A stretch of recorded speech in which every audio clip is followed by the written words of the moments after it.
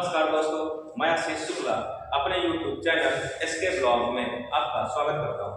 आइए दोस्तों, हम आज आपको बहुत ही कम समय में बहुत ही अधिक जानकारी देंगे और इंडियन ज्योग्राफी भारतीय भूगोल में सबसे पहले हम भारतीय भूगोल में हम लोग पढ़ते हैं इंट्रोडक्शन। सबसे पहले हम परिचय पढ़ते हैं, परिचय समझते हैं। अब किसका परिचय बेटा? भारत का परिचय। किस प्रकार भारत का परिचय आज आपके दिल और दिमाग में मैं बैठा दूंगा, बस आप मेरे साथ बने रहिएगा और 10 मिनट के अंदर अंदर मैं आपको ऐसी जानकारी दूंगा कि जो कि आपने अभी तक ली नहीं होगी या ली होगी तो समझी नहीं होगी। आइए सबसे पहले हम समझते हैं भारत। तो हम दोस्तों ये समझेंगे सबसे पहले कि भारत हमारा इस संपूर्ण विश्व में ये पूरा विश्व है। देखिए, ये संपूर्ण विश्व में मेरे पास ग्लोब भी है। इस पूरे विश्व में, इस पूरे ग्लोब में, इस पूरे विश्व में हमारा भारत कहाँ है? तो सबसे पहले हम समझते हैं भारत की स्थिति, लोकेशन। भारत हमारा है कहाँ पर? आइए तो आप समझिए, ये है ग्लोब। इस ग्लोब में हमारा भारत कहाँ पर है? इसकी लोकेशन क्या है? भारत की लोकेशन को समझेंगे कि हमारा भारत कहाँ पर स्थित है। तो सबसे पहले देखेंगे, देखो हमारी पृथ्वी को दो बराबर भागों में डिवाइड करने के लिए, दो बराबर भागों में विभाजित करने के लिए एक रेखा खींची गई। जिस लाइन को हम कहते हैं 0 डिग्री, इसी को कहते हैं इक्वेटर। हिंदी में कहेंगे विषुवत रेखा या भूमध्य रेखा। ये एक काल्पनिक रेखा है, ना कि एक एक्चुअल रेखा है। इमेजिनरी लाइन है। इस इमेजिनरी लाइन हमारी पृथ्वी को दो बराबर भागों में विभाजित करती है। इस इमेजिनरी लाइन के उत्तर के हिस्से को हम लोग कहते हैं नॉर्थ ग्लोब, उत्तरी गोलार्ध, और इसके दक्षिण के हिस्से को कहते हैं साउथ ग्लोब, दक्षिण गोलार्ध। आइए, ये हमारा ईस्ट है, पूरब है, ये वेस्ट है, पश्चिम है, ये नॉर्थ है, और ये है साउथ। तो हम लोगों ने पृथ्वी को दो बराबर भागों में विभाजित कर दिया। तो हम आपको ये बता रहे हैं कि हमारा भारत कहाँ पर है।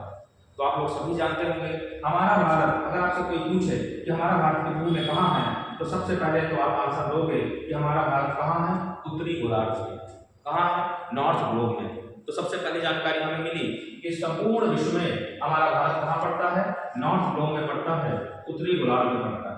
क्या उत्तरी गोलार्ध से हम अपने भारत को पा सकते हैं, पहुंच सकते हैं? मान लीजिए आपको छोड़ दिया जाए उत्तरी गोलार्ध में, तो आप पहुंच पाओगे भारत?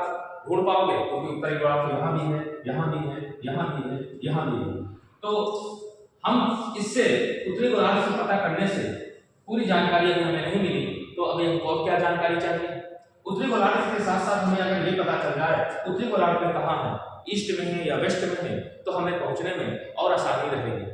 तो हमें ये पता करने के लिए कि हमारा भारत पूरे संपूर्ण पृथ्वी में उत्तर में है या दक्षिण में है, तो हमें किस चीज की जरूरत पड़ती है? अक्षांश रेखा। जो रेखाएं हमारी पृथ्वी को पूरब से पश्चिम विभाजित करती हैं, या पश्चिम से पूरब कहें या पूरब से पश्चिम कहें, ईस्ट से वेस्ट कहें, ऐसी लाइंस को हम लोग अक्षांश रेखा कहते हैं। अक्षांश रेखा को इंग्लिश में लैटिट्यूड लाइंस कहते हैं। लैटिट्यूड लाइंस अक्षांश रेखाएं कहते हैं। तो अक्षांश रेखाएं हमें बताती हैं कि हमारा भारत जो है उत्तरी गोलार्ध में है। उसके बाद हमारे पृथ्वी को उत्तर से दक्षिण विभाजित करने वाली रेखा को, नॉर्थ से साउथ डिवाइड करने वाली लाइन को हम लोग बोलते हैं लॉन्गिट्यूड। लॉन्गिट्यूड का मतलब हो गया देशांतर रेखा।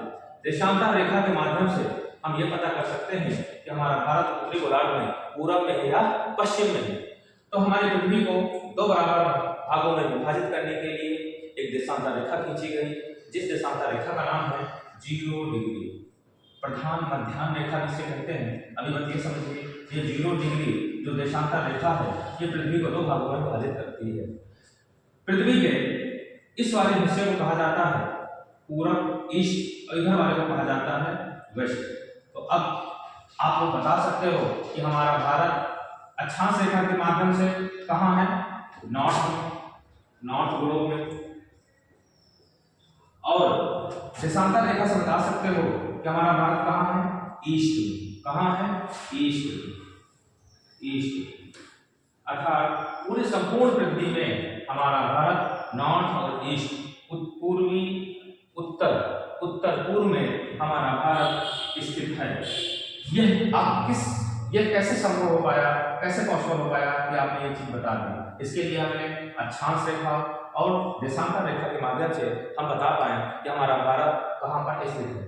आपको जानकारी दे दें, अक्षांश रेखाएं ये 0 डिग्री है, 1 डिग्री, 2 डिग्री, 3 डिग्री, 4 डिग्री। हमारे भारत के कन्याकुमारी से जो अक्षांश रेखा गुजरती है उसको कहते हैं 8 डिग्री 4 मिनट, 8 डिग्री 4 मिनट। उसके बाद देशांतर रेखा की बात की जाए, देशांतर रेखा 0 डिग्री है, इसके इधर की ओर जाओगे तो प्लस लगेगा, इधर की ओर जाओगे तो माइनस लगेगा।